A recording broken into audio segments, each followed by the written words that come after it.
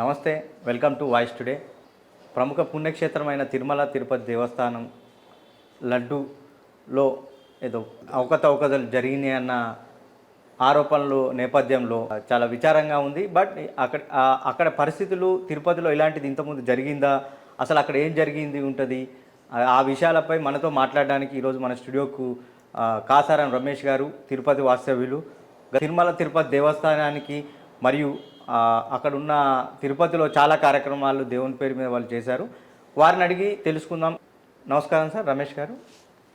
ఇలాంటి ఈ తిరుపతి దేవుని ఈ లడ్డు విషయంలో ఇలాంటి సంఘటన మీకు వినిపించినప్పుడు ఎలా అనిపించింది? ఆ మాట వినడమే మాకు ఒళ్ళు జలపరిచింది. ఏంది దేవుడా, నీ ప్రసాదం కూడా ఎంత కలితినా అయినా అది దేవుడితో రాజకీయం చేస్తున్నారు. ఒక ఆయనకి ఛాన్స్ ఇచ్చినాడు, ఇంకొక ఆయన పైకి తీసుకుపోయినాడు. ఇంకా అక్కడికి స్టాప్ చేయండి. దేవుడితో రాజకీయం చేసేది స్టాప్ చేయండి. మేము తరతరాల నుంచి almost 4 generations, more than 200 years నుంచి తిరుపతిలో ఉన్నాం. తిరుపతి ఒక చిన్న విలేజ్. తిరుమల తిరుపతి వెంకటేశ్వర స్వామి విగ్రహాన్ని మొట్టమొదటిగా తయారు చేసింది మేమే ఎర్ర చందనంలో. వేల విగ్రహాలు తయారు చేసి దేశ దేశాలకి సప్లై చేసాం. తిరుపతికి వచ్చిన ప్రతి యాత్రికుడు కూడా ఆ వెంకటేశ్వర స్వామి, అలివేలు మంగమ్మ, పద్మావతి విగ్రహాలని కొన్ని వేల విగ్రహాలు తయారు చేసి ఇచ్చాం మేము. మా ఇంటి పేరు కూడా, మా ఇంటి పేరు కాసరం అన్నా కూడా అందరూ బొమ్మలోళ్ళు అంటారు. మా దగ్గర ఒక విలేజే ఉండేది. ఆ విలేజ్ నిండా ఈ బొమ్మలు తయారు చేసేవాళ్ళే ఉండేవారు. ఈ దేవుడితో పెట్టుకున్నప్పుడు అప్పటి బ్రిటిష్ గవర్నర్ కింగ్గా ఉన్నటువంటి కపాలి అనేవాడు, బ్రిటిషర్. ఆయన వెంకటేశ్వర స్వామి ప్రసాదాల గురించి ఏదో మాట్లాడితే అట్లే పొల్లి చచ్చిపోయే స్టేజ్లో అప్పుడు వాడి కుటుంబం అంతా తప్పైపోయిందని చెప్పి ఒప్పుకొని మొత్తం వాళ్ళ ఆస్తి అంతా దేవుడికి రాసిచ్చేసి ఈరోజు కూడా గుడి తెరవడం ఫస్ట్ హారతి కపాలయ్య హారతి అంటారు. ఆయన వదిలేసి బ్రిటిషరు మొత్తం వాళ్ళ ఆస్తి అంతా వెంకటేశ్వర స్వామి రాసిచ్చేసి వాళ్ళ దేశం వదిలేసి వెళ్ళిపోయినాడు. మొత్తం తప్పైపోయిందని చెప్పి క్షమాపణ చెప్పి. ఇది ఎప్పుడు జరిగిందండి? బ్రిటిషర్స్లో 1920s 20sలోనే జరిగింది. తర్వాత ఒక ఆయన డిప్టీ ర్యాంక్లో ఉన్నాడు, దైవ శిఖామణి అనేసి. ఆయన ఏం చేశాడు అంటే దేనికి లడ్డులో కుంకుమ పువ్వు అనేసి కుంకుమ పువ్వు స్టాప్ చేసినాడు. ఇన్నిన్ని పదార్థాలు దేనికి అనవసరంగా వేస్తారు లడ్డులో అని చెప్పి ఆయన స్టాప్ చేయించినాడు. స్టాప్ చేయించిన వితిన్ మంత్స్కి ఆయనకి తెలియని రోగం వచ్చింది.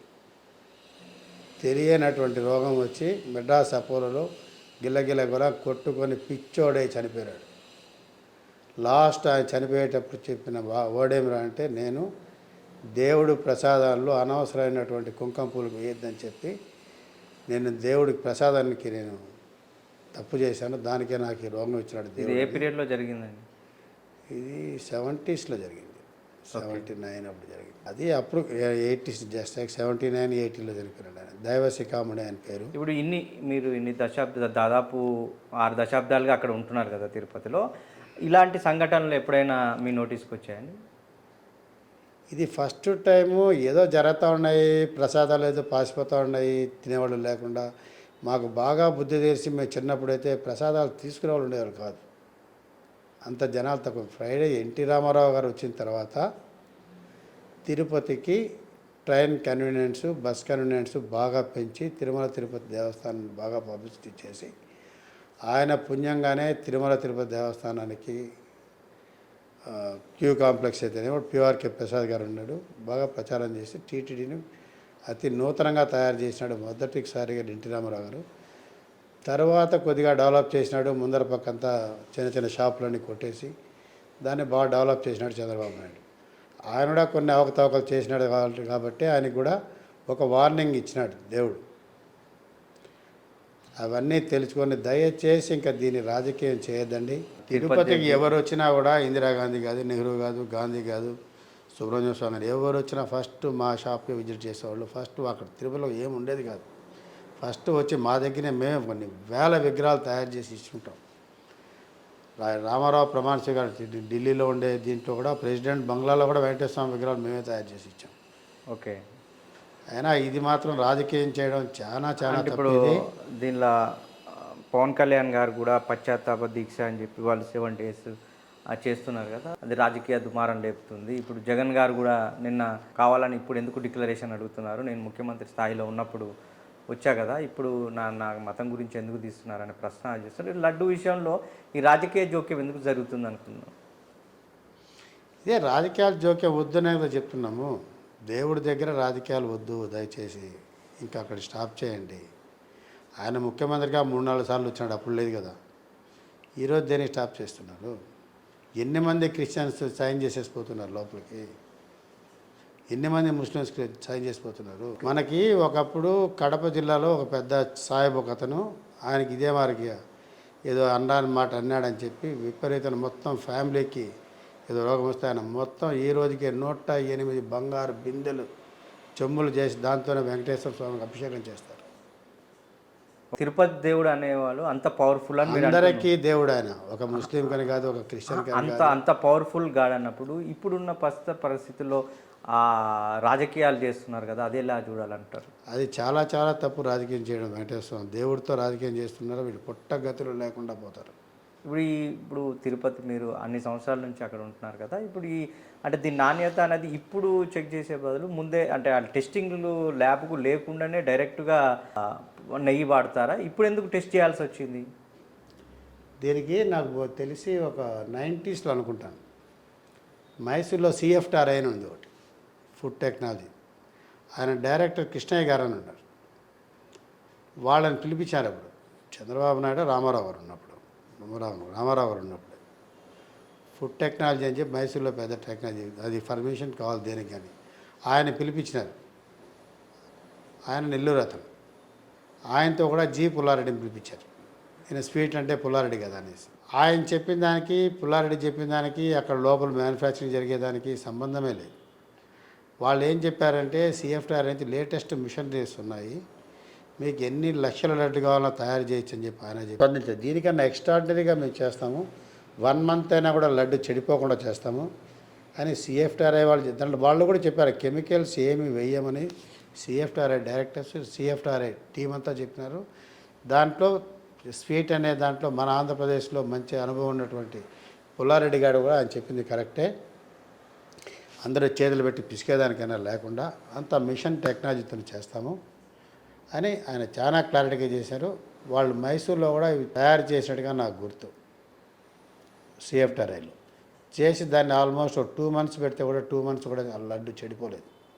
ఇప్పుడు అలాంటి CFTRI వాళ్ళ డైరెక్షన్ తీసుకొని దాంట్లో మసాలాలు అంటే యాలక్కాయలు ఎంత వేయాలా, ముతాడు పప్పులు ఎంత వేయాలా, ద్రాక్ష ఎంత వేయాలా, బాదం పప్పులు ఎంత వేయాలా, కుంకుమ పువ్వు ఎంత వేయాలా, ఆ గీలో ఏ టెంపరేచర్లో వాడాలా, అవన్నీ చేసి ఆ చేత్తో నలిపి పిసికేదానికన్నా, అంటే ఆ రోజుల్లో అంటే 1000 లడ్లు, 2000 లడ్లు, 5000 లడ్లు చేశారు. ఇప్పుడు లక్షల్లో పోయినాయి. అంత మనుషులు లేరు, దాన్ని ఎత్తి బండల మీద పోస్తూ ఉంటారు, తుడుస్తూ ఉంటారు, పిసుకుతూ ఉంటారు. ఆ టెక్నాలజీని వాడుకుంటాం. లేటెస్ట్ మిషనరీ వచ్చింది ఇప్పుడు షిరిడీలో కూడా ఇప్పుడు రొట్టెలు చేస్తూ ఉంటారు. రొట్టె అంతా మిషన్లో చేసి తప్పే ఉండదు. ఆ మిషన్ తిరుపతిలో ఎలా టెస్ట్ చేస్తారు, అలా ఎలా? తిరుపతిలో నాకు తెలిసి అలా నాణ్యత టెస్ట్ చేసే మిషన్స్ ఏం లేవు. ఈ కొవ్వు గివ్వు అని చెప్పడం చాలా తప్ప, వాళ్ళు దెబ్బతింటూ ఉన్నాయి. నేను పుట్టి పెరిగి మేము వెంకటేశ్వర స్వామిని పేరు పెట్టేవాళ్ళం, తాత అని పిలిచేవాళ్ళం, తాత తిరిగిపోయేవాళ్ళం అనేవాళ్ళం చిన్నప్పుడు. తిరుపతి పాత జనరేషన్ వాళ్ళు అందరం కూడా తాత తిరిగిపోయిస్తాం తాత తిరిగిపోతాం పోయేవాళ్ళం. ఆడ ప్రసాదాలు ఎన్ని తినేవాళ్ళం మాకే తెలియదు. అన్ని రకరకాల ప్రసాదాల టేస్ట్లు పోయినాయి. ఇప్పుడే కాదండి, ఆల్మోస్ట్ 25 years బ్యాకే పోయినాయి ప్రసాదాల టేస్ట్ అంతా. పైన ఎత్తుకుంటే కిందకు వచ్చేదాకా వేడి ఉండేది. అప్పుడంతా కుండల్లో ఇచ్చేవాళ్ళు ప్రసాదం. దేవుడితో మాత్రం దయచేసి రాజకీయం చేయొద్దండి ప్లీజ్, ఇంకా చేసింది చాలు. తిరుపతిలో ఇప్పుడు ఇలాంటి వినబడ్డ తర్వాత తిరుపతిలో ఎలా రియాక్షన్ అయ్యారు, మీ ప్రజలు ఎలా రియాక్ట్ అయ్యారండి? అందరూ పార్టీ నాయకులు తిరుగుతున్నారు, ఊరికి రాజకీయం చేయొద్దని చెప్పేసి. ప్రజలు ఎవరు నమ్మట్లేదు, ప్రజలేం పెద్ద నమ్మటం లేదు. నాకు తెలిసి యూపీ నుంచి వచ్చింది అన్నట్టున్నారు. యూపీలో మామూలుగా పాలు ఈరోజు కూడా 15 రూపాయలకి లీటర్ ఉంది. అది కొవ్వు గివ్వు అనేది మాత్రం నాకు తెలిసినంతవరకు తప్పని అనిపిస్తూ ఉంది. ఏమన్నా వాళ్ళకి తక్కువ ఉంటే ఈ ఆయిల్స్ ఏదైనా మిక్స్ చేశారేమో కానీ అంత నీచానికి పాల్పడినారని నేనైతే అనుకోవడం లేదు.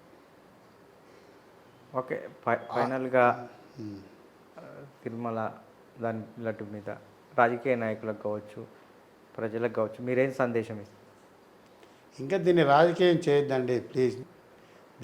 మీ రాజకీయ దీనికోసం దేవుడితో ఆడుకుంటున్నారు, తప్పు అది. పుట్టగతులు లేకుండా పోతారు. ఏ వాళ్ళు అనడంలే, వీళ్ళు అనడం లేదు. ఎవరేం ప్రతివతలు కాదు. ఎవరికి ఇచ్చారో మన తెలియదా? మన నాయకులు ఎవరికి ఇచ్చినారో, ఎవరికి ఇచ్చారు మన కాంటాక్ట్లో.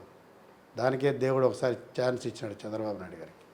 మళ్ళా ఎనీవే ఇప్పుడు ఈ సమస్య సుప్రీంకోర్టులో ఉంది కాబట్టి ఆ సుప్రీంకోర్టు తాజా కూడా వాళ్ళు కూడా ఎలాంటి ఆధారాలు లేవు, ఎందుకు లేవు, ఇవన్నిటి మీద వాళ్ళు కూడా అదే వాదన మీరు మనం ఏదైతే చెప్పారో అదే వాదన వినిపించారు.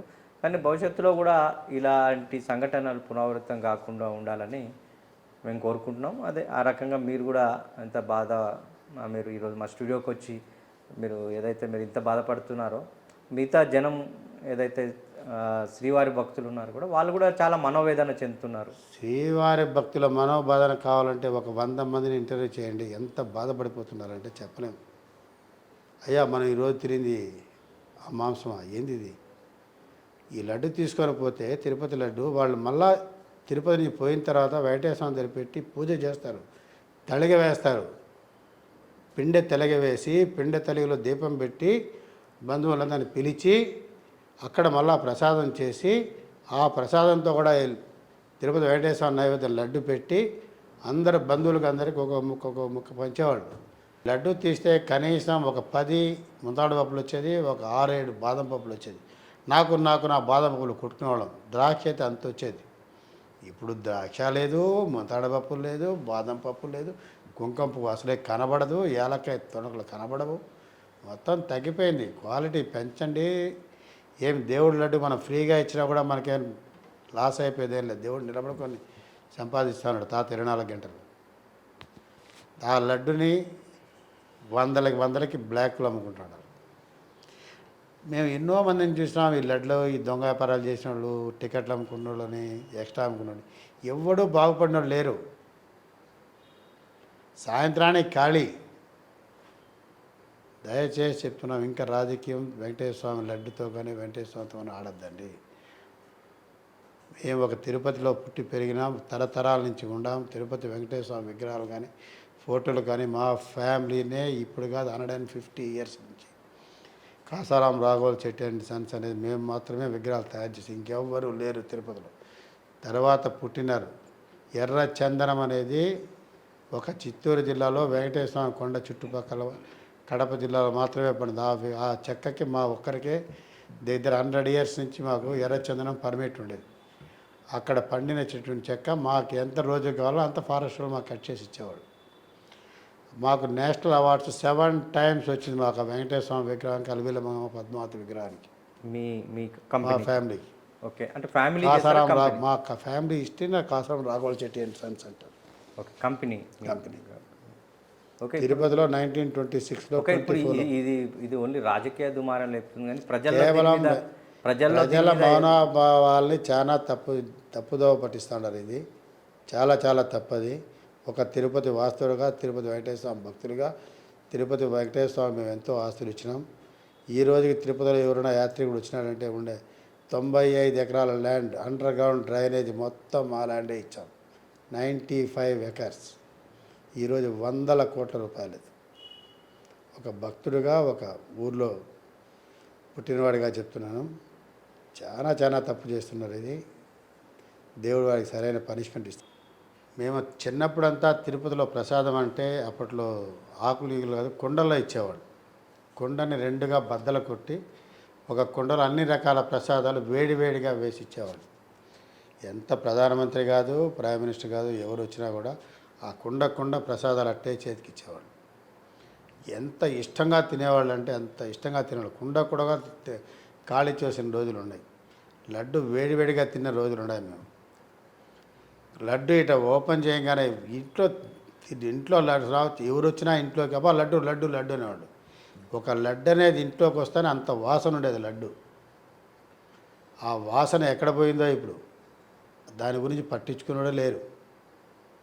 ఒకప్పట్లో తిరుపతి లడ్డు ఇంట్లో ఉండాలంటే లడ్డాడా అని వచ్చేవాళ్ళు అందరూ.